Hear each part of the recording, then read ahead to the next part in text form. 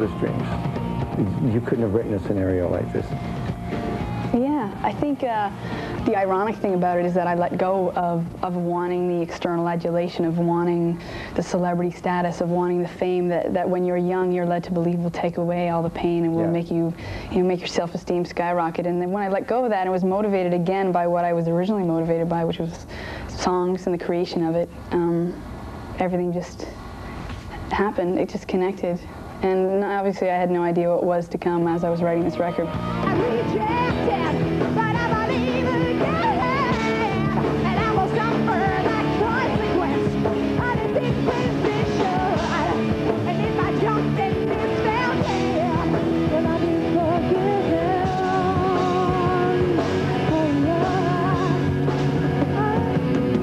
Do you guys know who that is playing? Anyone know who that is? Anyone know who that is playing? So Alanis. Do you remember Alanis? Yeah, what do you think? It's amazing. It's like, it's great. It's really good. I like it a lot. Is that Alanis Morissette? What do you think? Man, has she ever changed her image? You know, she's not the Paula Abdul type anymore, definitely. What kind of type do you think she is?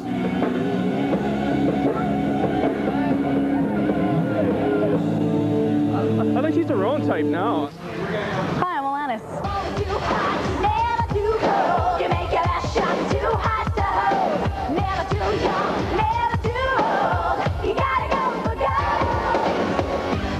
And how is your reaction when you see those old videos?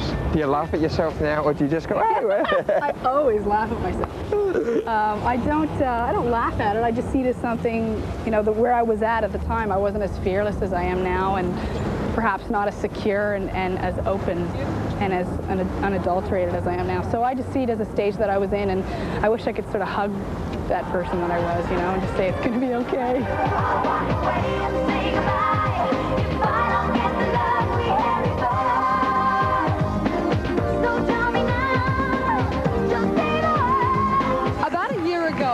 We introduced you to a young lady. She actually made her TV debut right here on this show, and she had just come out with an album. She was very young. She was from Ottawa, and she did a fine job on our show, and we said, you're really going to go places. And ladies and gentlemen, Alanis is back, and boy, has she gone places. This is for you guys. It's for Electric Circus, and it's a Platinum Award for the first album.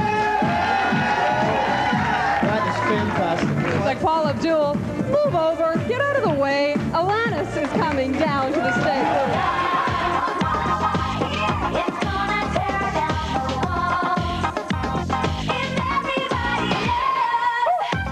I started writing songs when I was 9 years old, and I've been working hard at it ever since. And I guess my first real break was when I met Leslie Howe from 1 to 1.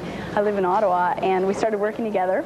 And at first we didn't really know where we were going, which direction we wanted to go in, but then we finally figured out where we were going, and it was sort of in the dance mode. And we started working together, like I said, and we did the album, and we did a video actually in Paris when I was 14 years old. We went over there and shot a low-budget video to shop that to the companies rather than just a tape. So we did that, and we got together actually with a man called John Alexander from MCA Records in Canada. Your connection with Alanis goes back how far? 1988, when I first signed her to MCA here in Canada for records and publishing at that time. From the beginning, I've had the freedom to sort of choose what I wanted to be. That goes from, what I wanted to sound like as far as my lyrics went, my vocals went, what I wanted to look like, how I wanted to come across. So far, so good. I mean, everything is from dancing to singing and everything. There's been nothing where I've been, well, I don't want to do that, but they forced me to do it. There hasn't been any hard times at all, so I'm really lucky. It's beginning to sound a little bit like the Alanis Project is the Alanis storybook. I mean, it's like a fairy tale. It's crazy.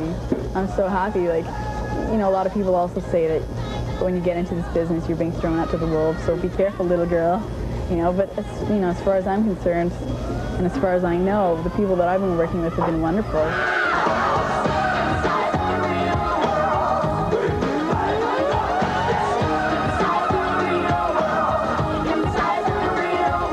There's always a danger exposure, like you see it in like Judy Garland, child actors going through to adulthood, a real manipulation of young people within the industry. How have you been able to avoid that? I think I reached a point where I could go either way. You know, there was a lot of pressure and there was a lot of difficulty throughout all of it, and wasn't very secure when I was younger, although externally it looked as though I was.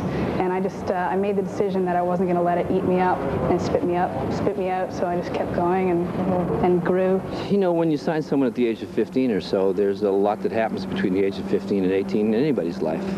And she obviously grew up quite a bit and decided that she wanted to write more songs and say things in a different way. So we went through that development period. It's an interesting thing that happened to Alanis, that she evolved on her own, and I guess the support I had was basically saying, okay, and whatever needs to be done to facilitate her being able to go and write songs and stay alive and keep doing things the way she wanted to do them is, you know, what I'll take credit for in terms of that side of it. Without having had the experience that I had here, I would never have gone through whatever it was that I went through, and I probably would never have written this kind of a record. So I don't see it as a disadvantage. I see it as something that has helped me out. It's a lonely day on this roller coaster. Last chance streetcar, get off the track and you're on it. The last thing Canadians saw of me was when I was 17 years old, and then 4 years later they hear this, and for them that must have felt like 5 minutes, and I understand how different it can seem, but no one was walking alongside me for those 4 years and seeing what I saw and learning what I learned. So those that have the incentive and the curiosity to find out what happened in the last 5 years for me, they'll have those questions answered through the music and through me. I didn't have the confidence to be able to stand up for what I felt, I don't think, but now I do. It's easy, it's effortless now. I'm broke, but I'm happy. I'm poor, but I'm kind.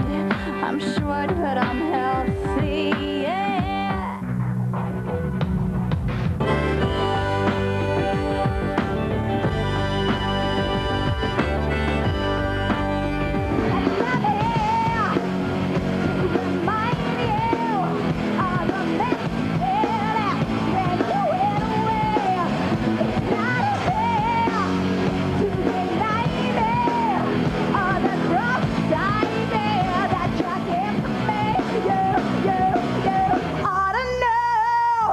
It has been such a dramatic change, though. Yeah. Were you always sort of working on it, and it sort of gradually took place, or did something occur almost overnight? I was working on myself as a person quite a bit, and I think that had something to do with it. That was more the gradual part of it, and then just moving away from the environment that I had been in, and starting on my own and becoming self-sufficient and responsible for myself, and being on my own, and then moving to Los Angeles, I think, all collectively had a part to play in the change. Well, was there always this angry, naughty woman waiting to get out? Oh, she was definitely always there. I just, I chose consciously not to show it because I don't think I was prepared to be that naked, really. I didn't have the confidence to be able to stand up for what I felt, I don't think, but now I do. It's easy, it's effortless.